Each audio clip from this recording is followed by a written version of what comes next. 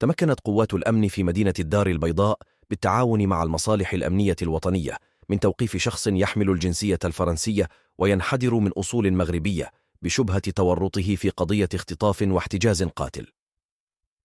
بدأت القضية في 8 فبراير الجاري عندما تلقت الشرطة بلاغا بخصوص اختطاف الضحية من قبل مجموعة من الأشخاص يستقلون سيارة رباعية الدفع.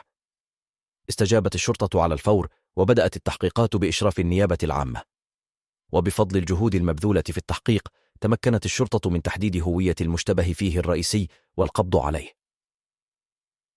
كان المشتبه فيه قد قام بتنفيذ جريمة الاحتجاز والاختطاف والتعذيب التي أدت إلى وفاة الضحية. تم العثور على جثة الضحية مخبأة داخل حاوية في منزل المشتبه فيه بمنطقة المنصورية بضواحي المحمدية، وبعد ذلك تم التخلص من الجثة عن طريق إلقائها في مجرى نهري بضواحي الرباط. تعمل الآن فرق الشرطة العلمية والتقنية على تفحص مسرح الجريمة، وتقوم الفرق الأمنية بعمليات التمشيط بالتعاون مع فرق الوقاية المدنية في المجرى النهري الذي يعتقد أنه تم فيه التخلص من الجثة. تم الاحتفاظ بالمشتبه فيه الرئيسي و5 أشخاص آخرين يشتبه في ارتباطهم بالقضية تحت الحراسة النظرية.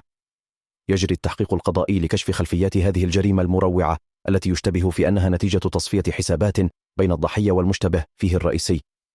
سنوافيكم بالمزيد من التفاصيل حال توفرها. تابعونا لأحدث المستجدات في هذه القضية الهامة